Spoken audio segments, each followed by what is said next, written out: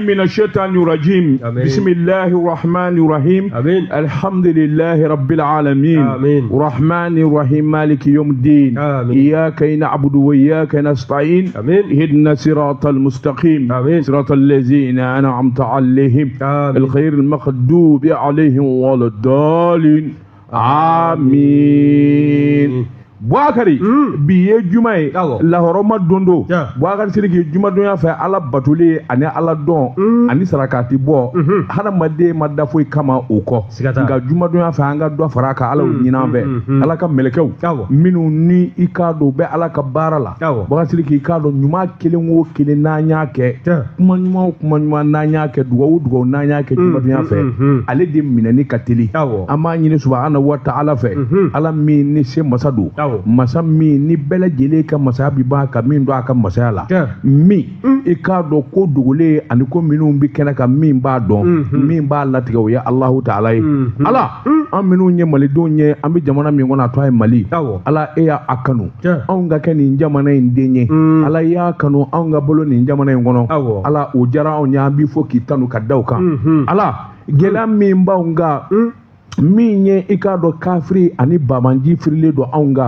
wakati sirige ikado kuba fe ka aunga jamana ka lakari ka aunga jamana ninga buruja ala do anu che ala ni dona anu che ala iku malu udeme bo iku malu ala maminu mbala na kadolu ala iku malu ku dakena ka o malu le ko fe nyana la hara jodo kana ka iku malu ku saraka jahanname ala anga jamana kishi anga jamana kishi anga jamana barka anga jamana barka ala ikanga jamana de barka ka jamana de kishi ikanga diga nyuman dama ala min ye daga de ikangi show ma anye de minu wolo ala kanu ka daga de ala amo yini fe kika ala kama ake muhammadu rasulullah sallallahu alaihi wasallam ake magani madne barka kama ake kurishu barka kama ala ambi deli ala ede bi deli ede masai min ni deli kaka deli benedo mina ala nanyi deli ni yanzo bisini ambi deli ngana ambi deli bi ko ala de la ala mali do nyi deli ala ka kana dama sungolo ba min na tofle ala ka musa kan noya ala ka do limaniya ko di shu keli kan noya ana bade alislam be bele deli nyi ya rasulullah nyuma ke wati sira Bwakari nyuma ke wati sira de sungolo min na tofle ni nyuma ke wati sira kana son sungolo ikado akli folo sele ki bi demo blakana iti time bla bibewa aga labeke aywa o de akatuwe Bwakari no ibwala minye arajo jega foy sam bisaba be kunga goshi labo mbitsina ne ala ni kirasona minye novembre kalo natai amede mafli de ikaro labon bisina min ye sambi saba sayele manyina jawyi amara ka labon ke o kuma radio jigi dale do lame ba ni kanuba beka bokatiri ki ikaro jemukan na be ke radio ina ikaro mawo maniye dokana na anjigi dale do ka bokatiri ki bulo fla korota alislamu ku tega fla korota anga dugo ke a'udhu billahi minash shaitanir rajim allahumma salli ala sayidina muhammadin abduhu wa rasuluhu allah la sharika la la ilaha illa لا إله إلا الله أشهد أن محمدا عبده ورسوله الله لا شريك له سبحان الله الحمد لله آمين الحمد لله رب العالمين نعم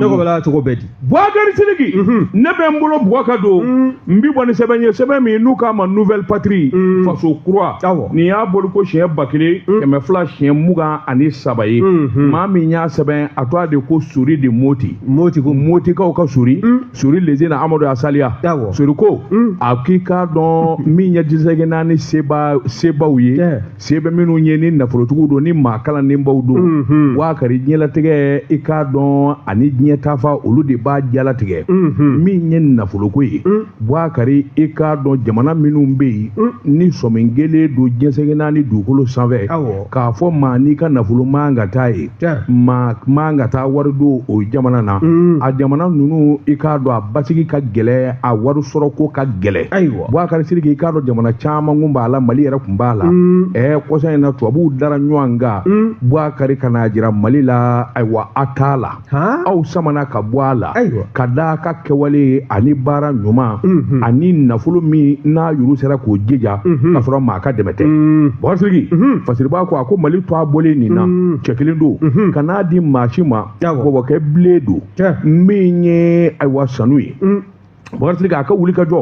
ani cɛsiri Asimu Goyita y'a sugandi ka bila yɔrɔ min a y'a dɔn dɛrɛ Bakari sabula i k'a dɔn wari n'i y'i jigi da maa wɛrɛ kan n'a ma sɔrɔ Bakari ni hami bɛ maa wɛrɛ la k'o de bɛ n'i dɛmɛ Bakari n'i jɛna nin bɛɛ lajɛlen ko k'i wakilu kɛ Ala ye i yɛrɛ bɛ sɔrɔ min kɛ k'i wakilu k'a ye nka o t'i ɲɛ abada Bakari wari minɛko ɲuman ani wari dɔnyɔrɔ ɲuman ani wari ɲiniko ɲuman sɛbɛnnikɛla ko o bɛɛ de kun kalifara i k'a dɔn sanu ma a n'a ka cɛdenw u ye wulikajɔ min kɛ Mali kɔnɔ nin zadamadɔ in kɔnɔ Bakari k'a nɔ yira sabula jɛse naani tɔnbaw ani sebaw Bakari olu k'a jira k'a fɔ ɛlɛ ni Mali ye tɛmɛsira ɲuman ye maa o maa bi diɲɛ yɔrɔ o yɔrɔ a ye na Mali kɔnɔ a ka nafolo n'a y'a bila a tɛ tunu se bɛ Mali yɛrɛ ye Mali yɛrɛ bɛ se ka ko kɛ Bakari k'a ko nin y'a damata kuma ye nin y'a damata maanaba ye sabula maa ti kɛ i yɛrɛ ye maa tɛ kɛ ayiwa i k'a dɔn ŋana ye gansan o de la jɛsɛni nafolobatigiw seba bɛ minnu ye Bakari k'i k'a dɔn bɛɛ lajɛlen jɔlen don da de la nin bɛɛ ni nafolo de bɛ n ɲini ka ayiwa bɔrɔ kɔnɔ u b'a fɛ ka na n'a ye Mali kɔnɔ sɛbɛnnikɛla ko sanu ko an ma kɔrɔtɔ i k'a dɔn an mago ma se maa ma fɔlɔ aw kɔrɔtɔkun n'a mago jɔra a la don o don wariko la a n'a wele Bakari k'i k'a dɔn sanu bara ka nin baara in kɛ i dun da ye télévision na dunufɔ la a ti balafɔ kɛ bɔbɔ don Bakari k'i k'a dɔn ale bɛ fɛn bɛɛ lajɛlen kɛ ni dusu ye sigi kelen don ka min kɔnɔ ni kuma minnu ni minnu fɔra k'a fɔ de sɔrɔ barika bonyana jamana kɔnɔ Bakari k'i min ni min bi sɔrɔ a k'an ka jamana bɔ a ko o bi da fɛn damadɔ kan sigi kelen don k'a kɔnɔ waati la gɛlɛyaba min bi jamana kɔnɔ o k'an ka wuli o tɛmɛnen kɔfɛ Bakari k'i k'a dɔn ani wari sɔrɔtaw wari bɔtaw olu k'an ka taa hakilina minnu na o fana ɲɛ k'an ka sigi sen kan Bakari k'i k'a dɔn min y'an ka sanu bondo ye nafolomugu minnu bi sɔrɔ Bakari k'i k'a dɔn nin bɛɛ lajɛlen de maana bɛna bɔ min b'a jira k'a fɔ jamana ka ɲɛtaa ani Mali mɔgɔw bɛ fɛn min na Bakari olu bɛɛ lajɛlen k'an ka fara ɲɔgɔn kan Alifuseni Sanu minisiri min n'a bi nafolo kunna Bakari a ka dabali ɲɛna fɛɛrɛ ɲɛna nka jamanadenw sigilen don k'a kɔnɔ Bakari k'a dɔn baarakɛbaliya o bi denmisɛnw na Bakari k'a dɔn sɔrɔ tɛ bɔli kɛ o bi mɔɔw na Bakari k'a dɔn an sigilen bɛ ka fɛn caman kɔnɔ nin nafoloba kule min n'ale kɛra sababu ye a n'a jɛɲɔgɔnw ka Mali bɔ dingɛ kɔnɔ dingɛ min n'an kun t'a dan dɔn Bakari nin ko damadɔ hakili ka t'o la n'o kɛra bɛɛ Bakari k'a dɔn kuma wɛrɛ n'afɔ jamanadenw bɛɛ nin kun ye sɛbɛn ye an ye min bɔ nouvelle patrie kɔnɔ faso kura karamɔgɔ tɔgɔ tun kɛra nouvelle patrie sori de moitié poisson d'eau douce sori an bɛ a fo sori de moti poisson d'eau douce k'an to avion kɔnɔ Air France musonin nana ɲininka ko poisson ou poulet ne ko poisson sori yɛrɛ ko poisson muso y'i kɔ dɔn k'a bɛ taa an ka commande ta ka na a sinna k'a fɔ pardon madame c'est le poisson d'eau douce avion kɔnɔ a ne ko poisson ko d'eau douce tɛ minɛ poisson de mer de don naam an bɛ kɔrɔ fo ni ye n tɛgɛ to ni sɛbɛn bɛ bɔ sɛbɛn n'o k'a ma ko le point olu fana y'a sɔrɔ an ka camancɛrɔ fanga ɲɛma o ka kunnafoni di sira kan n'i y'a sɛbɛkɔrɔ lajɛ i b'a ye k'a fɔ min ye anw ka gouvernement ye n'o ye camancɛrɔ fangabulon ɲɛma n'o ye général de division Ablaye M Mayiga ye n'a ka ministre fana la ɲɔgɔn kan se ka taa sankura mana yɛlɛma an bɛ taa foli bila camancɛrɔ fanga ɲɛma na o bɛ kɛ san o san kununko i b'a ye k'a fɔ bisimilaliw baaraw bɛɛ lajɛlen bɔra ka kɛ bulon n'o ye masaya bulon ye o fanfan kɔrɔ la o taara kɛnɛ to o tɛ taa k'e to ne m'a fɔ e k'i hakili sigi ko n y'a faamu n'i bɛ fɛ ka min nɛmu i dan ka gɛrɛ général de division Ablaye Mayiga la n'o tɛ i ka kuluba yɛlɛ kɔni Ablaye Mayiga jumɛn ye premier ministre maa tɛgɛma man gɛlɛn o ta ye non sɔrɔdasi yɛrɛ de ka wari non o tɛgɛma ka gɛlɛn u bɛna waati min journaliste dɔ ye ne nɛgɛ ko cɛ duman ba ko an ka taa foli d'a ma ko an ka taa waritigi a yeli yɛrɛ ma gɛlɛya fiyewu anw se da la k'an dɔgɔ ni jamu fɔ a ko non a yɛrɛ bɔra k'a ye na anw nana mɛlɛku anw ye projet fɔ k'a fɔ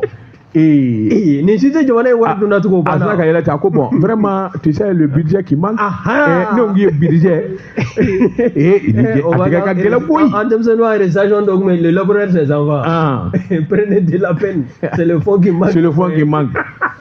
ko kuma ko monsieur le ministre n ko i tɛ ne ye yan bilen a ma nɔgɔ naam min ye kununko alamisa ye février kalo tile 5 san 2026 masaya o bulon o fanfankɔrɔ la i b'a ye k'a fɔ nin yɛrɛ in ko nin bisimilala ye k'a sabu kɛ san yɛlɛmana an bɛ taa ka taa sanfɛ holi k'o ta k'o ɲɛsin camancɛrɔ fanga jamanakuntigi ma n'i y'a sɛbɛkɔrɔ lajɛ a bila an bɛ kadara min kɔnɔ n'o de ye san 2026 ka taa 2027 la o furanjɛ yan'o bɛɛ kuncɛ i b'a ye k'a fɔ tɛgɛnkɔni sinna anw ka kalanko ma o min ye jamanakuntigi ye a y'a jira sa k'a fɔ ɲinɛnsan 2026-2027 o bɛ ta k'o kɛ kalanko sa ye min y'a ye sa ngo ta o kun ɲɛsin bɛ seko ni dɔnko ma n'o ye culture ye o kɔnɔ de bɛ bɔ ni ka don tuguni min ye kalanko ye ni ka se ka o sɛbɛkɔrɔ banba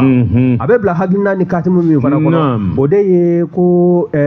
vision mali kura ɲɛta sira ka bɛn san 2063 o sa ma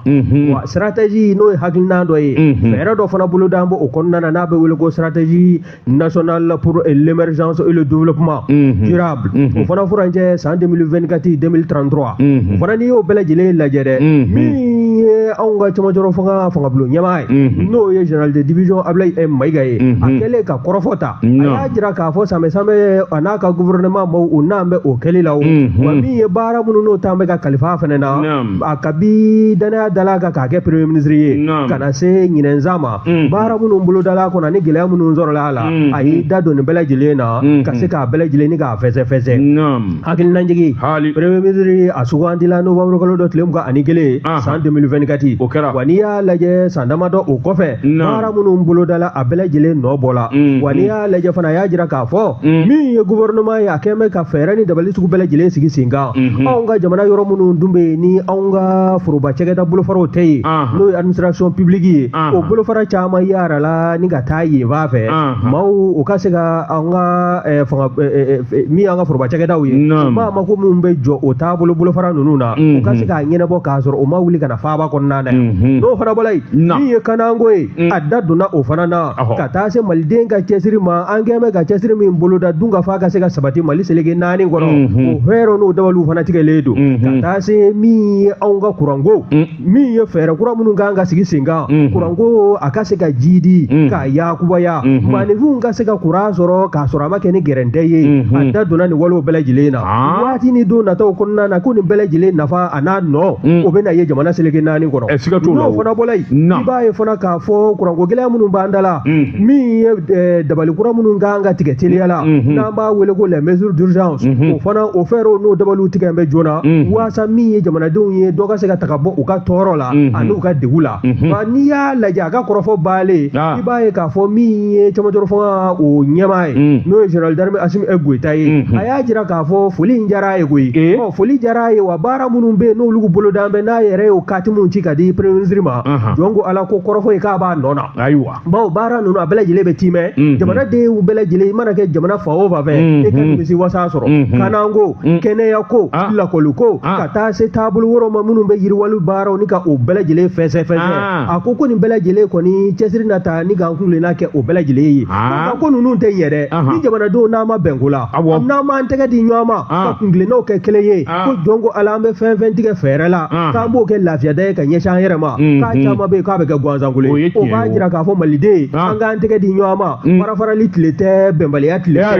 nin bɛɛ lajɛlen de kan ka da kɛrɛfɛ jamana in ka wuli ka jɔ ma ko wɛrɛ minnu bɛ yen n'an kan k'o kɛ ɲinifɛn ka ɲɛsin ɲɛmɔgɔw ma an ka sɔrɔ k'o fari da nin wɛsɛbɛ n'an y'a salo ka bɔ le point kɔrɔ u y'a sɔrɔ min ye jamanakuntigi a dagayɔrɔ o kura ka kunnafoni di sira kan ne ko bala cogo bɛ di bɔla siriki ne bɛ n bolo kari ka don n bi bɔ ni sɛbɛn ye sɛbɛn min n'u ka mali l'indépendant a bolo ko siɲɛ 600 siɲɛ 380 ani siɲɛ 4 maa min ye nin sɛbɛn a tɔgɔ de ko Moribo Fofana Moribo ko a k'i k'a dɔn wasa da ye nin ye wa kari k'a dɔn jamana n'an ka den dɔ kɛra i k'a dɔn ŋana ye ka taa jamana wɛrɛ la fo jamana ɲɛmɔgɔw b'a tanu wasiriki i k'a dɔn o ye lasilo ɲuman ye o b'a jira k'a fɔ jɔnwala Mali i k'a dɔn a bɛ bɛ bolo min ka bi bolo ɲuman waati k'i k'a dɔn université ba min bara ka jɔ Tambacounda Sénégalikaw fɛ yen i y'a dɔn a so jɔli a n'a makama bɛɛ lajɛlen dilen don an ka maliden dɔ ma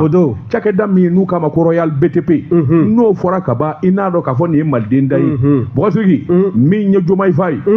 Sénégalikaw ka président de ye o ye Bɔgɔsiriki a ye wulikajɔ bolo da o don ko ni ka t'i kun da ayiwa yɔrɔ min bara ka jɔ Tambacounda ni ka taa lajɛ Bɔgɔsiriki i k'a dɔn o yɔrɔ in yɛrɛ ni Dakaro cɛ kilomètre 446 ani 6 alamisa don a taara cakɛda in lajɛ a yɛrɛ ɲɛ ka seereya ma baara min bara ka kɛ a ka se min ni min don a ka se k'u dɔn Bɔgɔsiriki k'a dɔn 10 heures dana bɛ gosi kuma min ye Sénégal masakɛ ye a nani jɔ kɛnɛ ka canjara sabula min ye campus universitaire kura min bara ka jɔ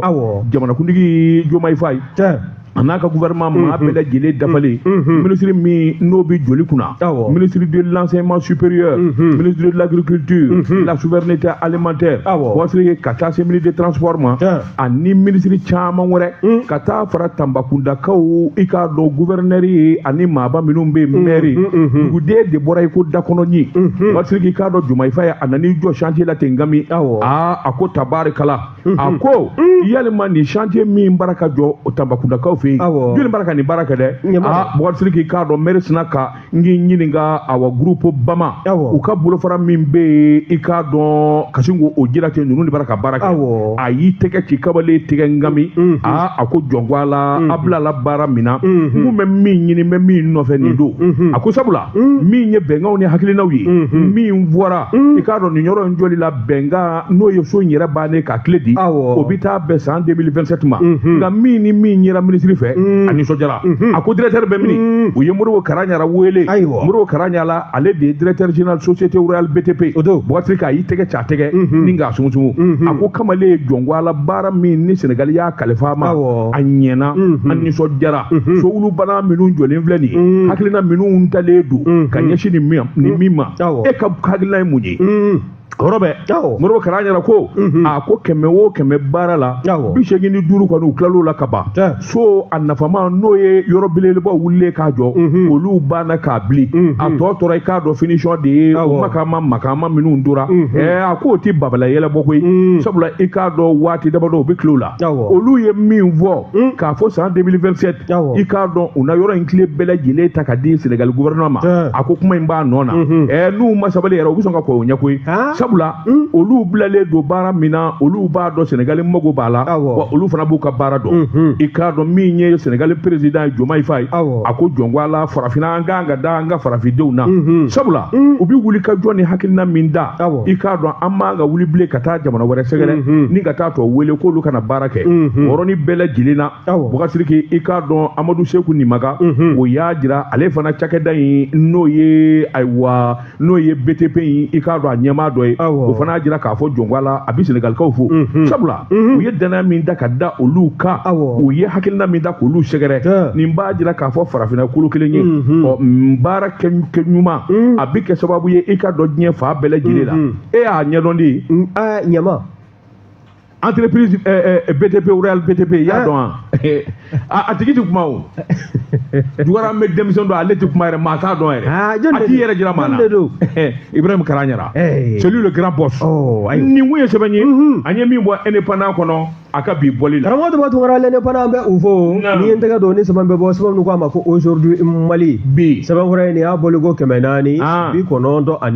u ye dɔ kɛ ka jɛ ka sɛbɛn nin y'u ka fasiri ye i b'a ye k'a fɔ anw ka sanayɛlɛ kalansow ani camancɛ kalansow n'olu ye kalanw boloda i b'a ye k'a fɔ ni kalanw bɛ kuncɛ min ye jɔnjɔn ye o bɛ ta ni ka di lakɔliden kulu ma n'an b'a wele ko cérémonie de graduation de la promotion i b'a ye k'a fɔ min ye ISC business school ye o ɲɛma n'o y'a directeur ye Racine Seydou Cham i b'a ye k'a fɔ min ye nin promotion ye a co a tala ka da ala ma hinɛ n'an ka cɛkɔrɔba la n'o ye Hame Enyang ye promotion 2025 IS business school co a la i b'a ye k'a fɔ kɔrɔfɔ caman kɔni t'a la ni k'a sɛbɛkɔrɔ sara da kɛnɛ ye maa minnu ko wele mɛ ministre kɔrɔ n'o ye ministre Hame Enyang ye ale ye Hame Enyang ale ye o denkɛ dɔ ye a denkɛ fɔlɔ a yɛrɛ ye ministre y'a kɛ an ka jamana kɔnɔ c'est mon farikolo ɲɛnajɛ c'est mon grand frère a to an ka sɛbɛn kala sa i m'a daminɛ bara k'a ɲɛ de f'i sa ne ko n ko n t'a ɲɛ dɔn wa hami ɲa denkɛ fɔlɔ a ma ɲang min bɛ gabɔ o ye jumɛn ye Tijan o y'an dɔgɔnin de ye après Amanyang c'est d'abord Tungara Nyang. Voilà, après d'abord Tungara Nyang. Ok, mbita ka to fi nam. Ya fama. Maniga nam damne. Ya fama. Nam. Mi ES business school o nyama bai. Do ya directeur Arasin Seydou Cham. Akoni promotion to akada alama hinana hame enyang na. Ka fo akoni akela kada kumcha manga. Sabu ge chokorobai bai ka fo mi homme d'affaires dron koyi soro boso ba dɔrɔn ko tɛ ka sigi la I b'a ye k'a fɔ ala ko diinɛ ko n'o ko fɔla donc ala n'a ma kɛ fɔlɔ ye a tɛ ka filanan ye o fana mana bɔ yen I b'a ye fana k'a fɔ ka jamanadenw kalan ɲɔgɔn na bɛɛ ni kelenya sagana ka waati o de tun y'a dalagɛsɛ ka ɲɛsin maliden kelen na bɛɛ lajɛlen ma ne maaw hakili bɛ a la kabi san 2012 ka na se bi ma fo ka na se a ka faatuli ma I b'a ye k'a fɔ bɛɛ ni kelenya o kɔrɔfɔw n'o kumakanw olu de kɔni sɛbɛkɔrɔ saradala fɛ maanifinw ka don da kelen fɛ ka bɔ da kelen fɛ bawo min ye farafarali ani bɛnbaliya k'o bɛ kɛ sabu ye ka yɔrɔ duman caman bɛ yen ni ka se k'a caman ni ka a koya wa n'i y'a lajɛ fana kɛnɛ in kɔnɔna na min ye directeur ka kɔrɔfɔ ye halisa n'o ye Arasine Seydou Cham ye ES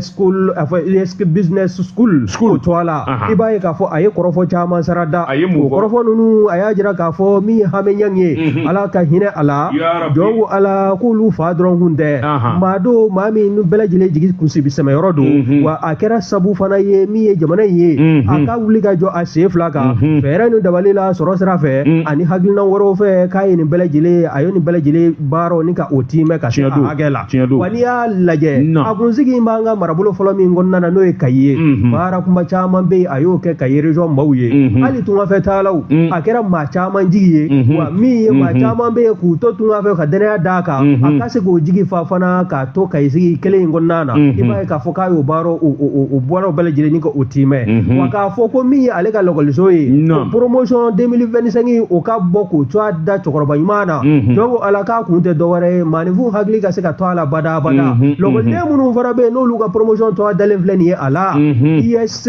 business school o kɔnɔna na k'a kun tɛ dɔwɛrɛ ye u k'u hakili to cɛkɔrɔba ka taabolo la kungilenna minnu dun bɛ a la jamanajɔ sira fɛ ani adamadenw kalali sira fɛ ani min ye jamana yɛrɛ bɛ se ka bɔ yiriwa a bɛ se ka yiriwa cogo min na kalan sira fɛ min ye lakɔliden ninnu ye u n'u sen da waati ni don nataw kɔnɔna na cɛkɔrɔba in sen da nɔ n'a ka hakilinaw na k'u bɛɛ lajɛlen labaara waasa jamanadenw bɛɛ lajɛlen ka se ka nimisi wasa sɔrɔ kuma ɲɛna nin ye sɛbɛn sɛbɛn min y'a salo ka bɔ aujourd'hui Mali kɔnɔ ka jɛ k'a sɛbɛn u ka fasiri bagatigi n bi bɔ ni sɛbɛn ye sɛbɛn min n'u k'a ma la révélation ko dogolen k'u da kɛnɛ kan a bolo ko siɲɛ 700 ani siɲɛ 7 maa min y'a sɛbɛn a to a de ko Amadu Tijani Dansogo ko Bouakari ni maa min ye Dibɔ Ala ye Dibɔ jɔnkɛ a b'o caman d'i ma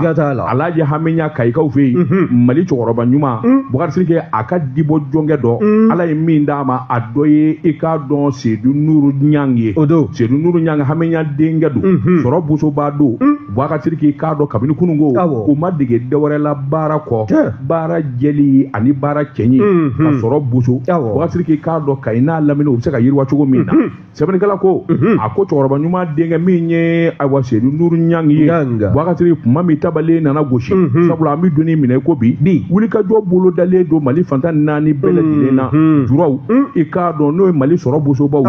ye i k'a dɔn u ka ɲɛmaaso kura a ka sigi ɲɛmaaso kura sigi kabini a tabalen gosira Kayikaw fɛ yen Kayi Bouakari Sidiki k'a dɔn a bɛɛ lajɛlen farala ɲɔgɔn kan ka ɲɔgɔn ye an ka chambre de commerce et d'industrie Kayikaw fɛ yen wulikajɔ ka lajɛ jateminɛ ka kɛ i k'a dɔn ayiwa min ye Seydou Nourou Niang ye bɛɛ lajɛlen bɛn n'a ka sabasabani t'a la ale ka kɛ cɛbɔ ye Bouakari Sidiki a ko nin b'a jira k'a fɔ Kayikaw bɛ ɲɔgɔn fɛ nin b'a jira k'a fɔ hakili i k'a dɔn a ɲɔgɔn ɲɛnen bɛ Kayi ka sababu kɛ mun ye Bouakari Sidiki u ka fara ɲɔgɔn kan ka Seydou Nourou sugandi u ka k'u ka cɛbɔ ye Bouakari Sidiki k'a dɔn ɲɛta ani dabali kama sɛbɛnnikɛla ko ni a dira Seydou Nourou ma mɔɔw dalen don ko kelen kɔni na cɛkɔrɔba den don sabula o y'a ka adamadenya bɛɛ kɛ ɲɛni ani fara ɲɔgɔn kan na Seydou Nourou a na tɛmɛ n'o ye a fana ye denmisɛn min ye i k'a dɔn denmisɛn biɲɛkɛnɛ don ayiwa sɔrɔ bosoba don a ka wulikajɔ ni cɛsiri barika ka bon kabini kununko ni ka n'a bila bi la Bouakari Sidiki o danaya de taara ka da Seydou Nourou Niang kan min ye cɛbɔ ye Kayikaw fɛ yen i k'a dɔn ayiwa chambre de commerce et d'industrie a sigili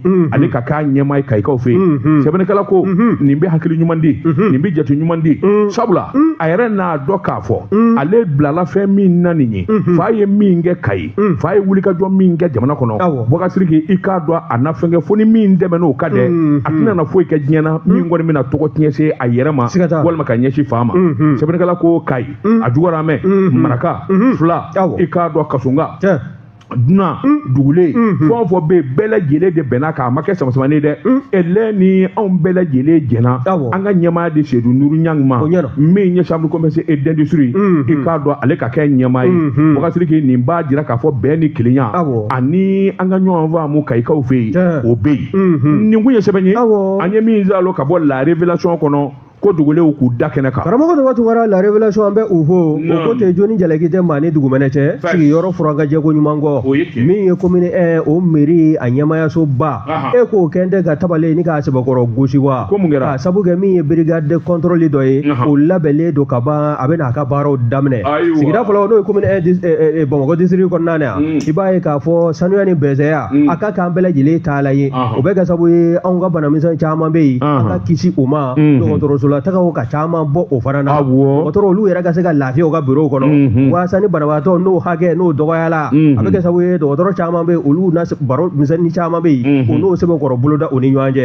n'i y'a lajɛ nin arrêté n'o ye nin sɛbɛnfura in ye n'o ye sariya bolo ye arrêté numéro 002 min n'a tala commune 1 mairie ɲɛmayaso fɛ Bamakɔ district kɔnɔna na yan ka bɛn janvier kalo tile 23 ma san 2026 i b'a ye k'a fɔ brigade a kɔni a sigila sen kan brigade d'assainissement et de protection de l'environnement an k'a ma ko BAPSI donc ala u y'u ka baara a nun bɛna don baara in nun dolen kɔfɛ min an ka kinw ye i n'a fɔ Bangɔni Bulukasunbugu Jelibugu Dumanzana Fajigila Korofina Nord ni Korofina Sud Sikɔrɔ fo ka taa se Sotiba ma ninnu bɛɛ lajɛlen kɔni bɛna BAPSI k'a ka cɛdenw ni ka u ye u ɲɛna wa u bɛna taa munumunu salo kɛ kare a ma dafa dɛ commune i ye k'i minnu tɔgɔ fɔ anw da ma fɔ a la fɔlɔ dɛ communiqué de ye ninnu to a sɛbɛn a communiqué filila han ka fili cogo di n'u ma nafaji sira in fɔ o fili sira ko tɛ sa jinɔgɔ minnu bɛ fɔlɔfɔlɔ kare kɔnɔ a bɛ nafaji o bɛ nafaji ya aw bɛ se ni yani ka se Amadu ka kabini bɛ goudron bila a jinɔgɔ bɛ yen kabini Ala in da Amadu ka dafa b'a la tɛ brigade in sigi kun y'o ye o bɛna munumunu salo de kɛ o ka se ko in jinɔgɔ b'a la ka fɔlɔfɔlɔ kare o kare kɔnɔna na a bɛ bɔ du minnu kɔnɔ o ni sariya bolo min ka ɲagili la a bɛ ta ka ɲɛsin u ka numéro ja dɛ numéro tɛ n bolo u yɔrɔ jumɛn taa commune 1 na u bɛ yen commune 1 mairie ba kɔnɔ n bɛ taa yɔrɔ juru la wallahi 30 mètres ni bɔra goudron kan. Y'a dɔn dɔw fana ka baara de n'u tilal'u ka baara la dɔrɔn cɛncɛntɔ ni bɛlɛtɔ o tɛ cɛ ka bɔ an ka siraw kan. An ka siraw ma bon ka kɔrɔ. K'an dɛmɛli k'a gɛlɛya ma. Nin bɛɛ lajɛlen de bɛ brigade in ka baara kɔnɔna na. Min bɛna kɛ sabu ye an ka bɔlɔnkɔnɔnaw k'u furan k'u jɛ. Wa jinɔgɔ wolo fɔlɔfɔlɔ maaninfinw ka don a la ka taa u ka alabato kɛyɔrɔw la u ka dabila. Y'a dɔn jinɔgɔ in bɛ kɛ sababu ye ka min ye an ka kare caman ye k'a bɛɛ kɛ dingɛ dingɛ ye. Ni jinɔgɔ ko dabila la kare lajɛ. Anw ta tɛ dingɛ ye bilen koyi. Min ye ɲamaw ye ka taa yɔrɔnin dɔ labɛn k'o kɛ ɲamanton yɔrɔ ye walima i ka tele da i ka nɛgɛkuru e tilalen o la nafa wɛrɛ t'a la k'a bila maaw ɲɛ maaw ka to ka sago sɔgɔ a kan. Nin bɛɛ lajɛlen ye bɛɛ brigade ka baara kɔnɔna na. Brigade d'assainissement et de protection de l'environnement commune mairiba to a la jɔn ko Ala a sigila sen kan wa a fɔra dutigi ni duden bɛɛ lajɛlen ye u na munumunu salo k'an ka kin kofɔlen ninnu bɛɛ lajɛlen na sigida ɛlɛ ni commune kin fɛn fɛn bɛ yen n'o ye quartiers ye u bɛ munumunu salo k'a bɛɛ lajɛlen na minnu tɔ filɛ nin ye k'a fɔ n'i ko k'i ta to a t'a la nin tɔ ninnu fɔlɔ de waasa mɔgɔw k'a don u bɛna taa fan minnu fɛ nka min bɛ yen n'olu to a ma fɔ u bɛ s'a bɛɛ lajɛlen ma. Ayiwa sigida fɔlɔ a sigida kin bɛɛ lajɛlen n'o ye quartiers ye u bɛ s'a bɛɛ lajɛlen kɔnɔ. Le premier quartier c'est Nafaji. U ka s'anw fɔlɔ de ma. A bɛ sɛbɛnlen don n'i y'a sɛbɛkɔrɔ lajɛ min ye nin commission ye commission min n'a kɛla sabu ye nin brigade in ka se ka sigi sen kan min ye commission environnement et cadre du conseil communal ye o maa bɛ a kɔnɔ service de contrôle de police et nuisance commune ɲɛ to a la o maa bɛ a kɔnɔ direction de bons ordres et de protection de l'environnement n'i y'o fana lajɛ o maa bɛ a brigade kɔnɔna na commissariat de police Bangɔni Bulukasunbugu Korofina Sikɔrɔ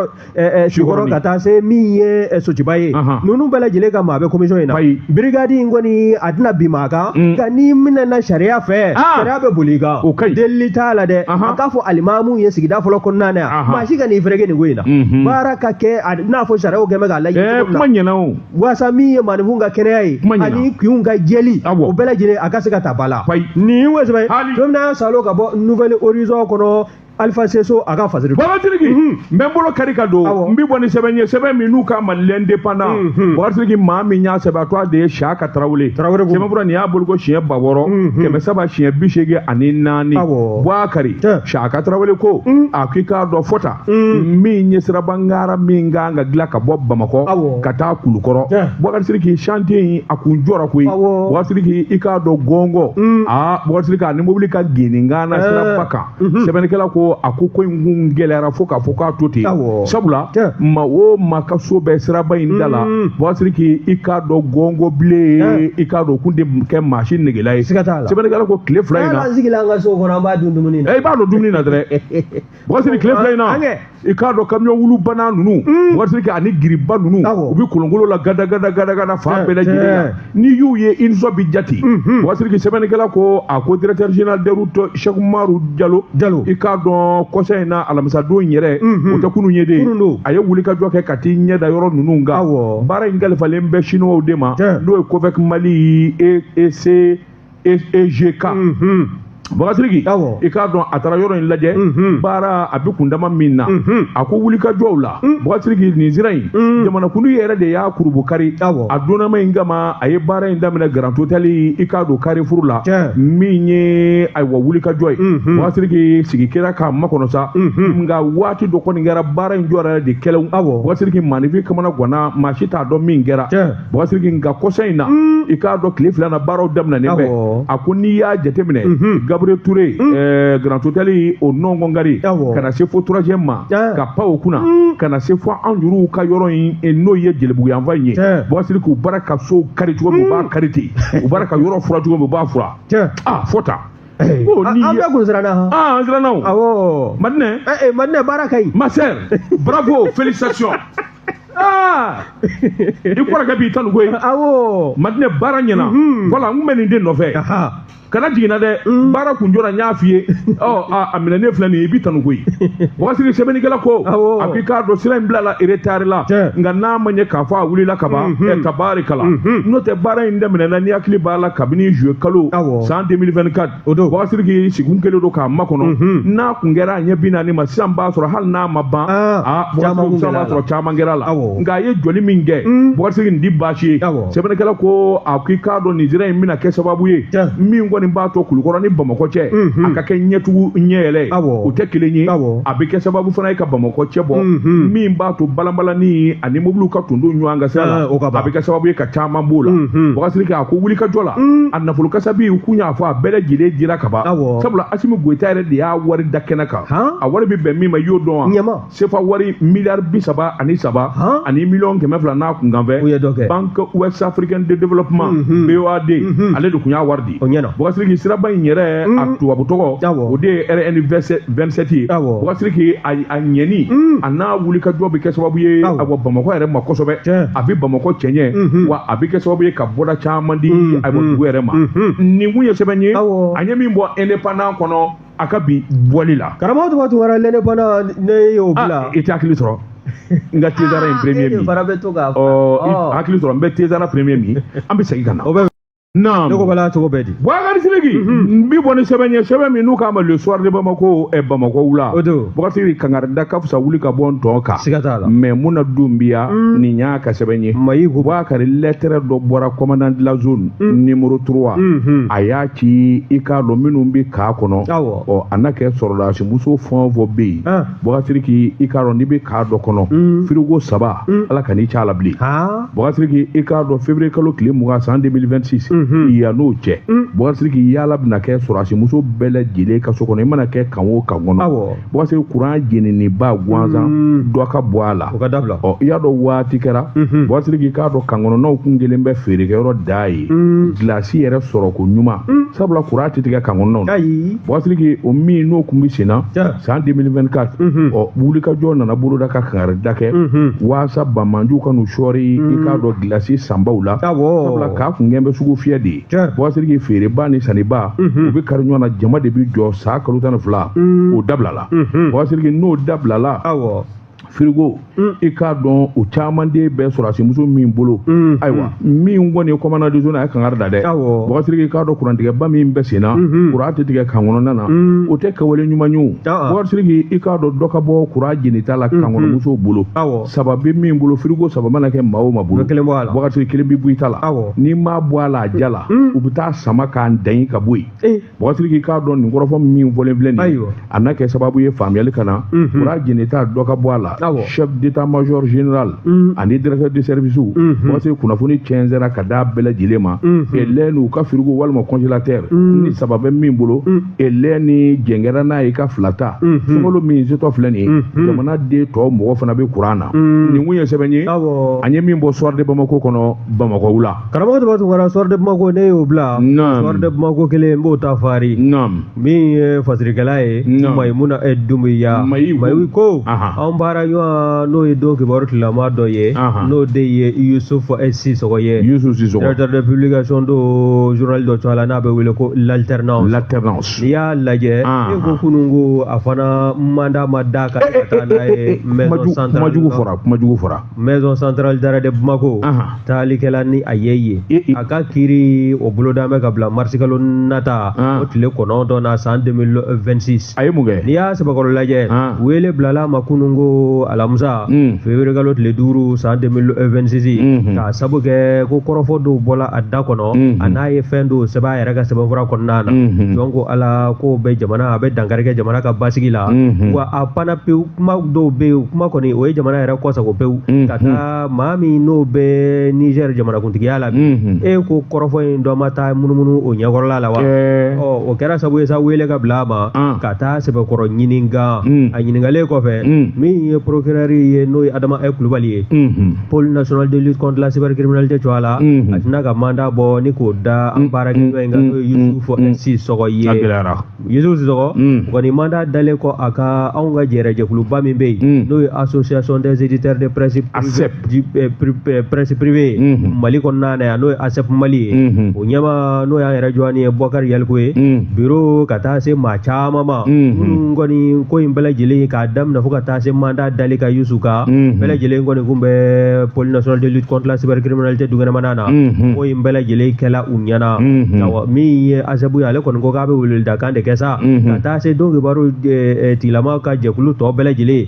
fɛn bɛ yen bɛɛ lajɛlen y'a jira k'a fɔ u dusukun tɔɔrɔlen o de kɔni y'a to sa waasa min ye o ma se ka ko bɔ a la min ye Yusu ka taali ye MCA kɔnɔna na o ma se ka balili min kɛ ka bɔ procureur min filɛ nin ye pôle national de lutte contre la cybercriminalité u ka sɛbɛnfura bɔlen kɔfɛ donc ala o y'a jira sa ko bɛɛ lajɛlen k'i janto i yɛrɛ la wa min ye wulikajɔ ye fɛɛrɛw ni dabaliw natigɛ joona an balimakɛ n'o ye Yusu Sisɔgɔ ye journal l'alternance o directeur de publication don fɛɛrɛ n'a kɛ a bɛ bɔ kaso kɔnɔna na cogo min na waasa baaraw a ka se ka o boloda ko kura nin ye ko ye sɛbɛn ye sɛbɛn bɛna salo ka bɔ soir de Bamako kɔnɔ Mayimuna Dumbuya a ka fasiri don o tuma o journaliste Seydou tɛ ma k'ale ɲɛna yan a tun bɛ yan kɛ a tun bɛ yan Mamadu Hawa Gasama o tɛ bolo la o ma k'a ɲɛna o kɛra ɲɛna e yɛrɛ ta kɛra kɔsa in na o ma ale m'o mɛn yan misali ta kun ne kan e ka problème bɛ min kɛra na n bila kuma na yafama tiɲɛ yɛrɛ la Samba jo tɛ fɛn dɔ la a tɛ wɛrɛ cɛkun bɔ u ka yafa i tɛ sabali ayi u ka yafa ma sa procureur ka yafa a tɛ se fila a bɛ yafa o waati n'a ka waati ma se bi ta an b'a bila yan anw b'an kɔ kɛ n'aka kɔlɔni kɔ ye an balima 30 Burapele ale bɛ se i kana kuma so in kɔnɔ y'a mɛn Bɔbɔkan na bɔ a fɛ o kɔrɔ k'an ka taa o don min ye Sylvie ye e ma se ka foyi mɛn Bɔbɔkan na n'o tɛ wa fɛn wari bɛ wele cogo di Nbudo ayi n ka k'o cogoya ɲini ka dɔn parce que wari de ye jarabi ye Sylvie wari de dɔn cogo di wari wari tɛ dɔwɛrɛ wari o Ya bɛɛ ko k'a ma wari. Fulaw ko ko wari, marakaw ko wari, bamananw ko wari. A bɛɛ wari, wari ye wari de ye koyi. Boubacar i k'a dɔn lɛn nin an kɔni m'an kɔ kɛ n'a kɔrɔni kɔ jumɛn ta sera. Silibi bolo tun bɛ ayiwa jaw la k'a maana. Ahmed Yakite i k'a dɔn fiɲɛ turukala tun b'ale bolo. Ni Ala sɔnna ntɛnɛn an bɛ ɲɔgɔn sɔrɔ kɛnɛ ka sababu kɔrɔ bɛ bɔ k'olu lakali. Wa salam.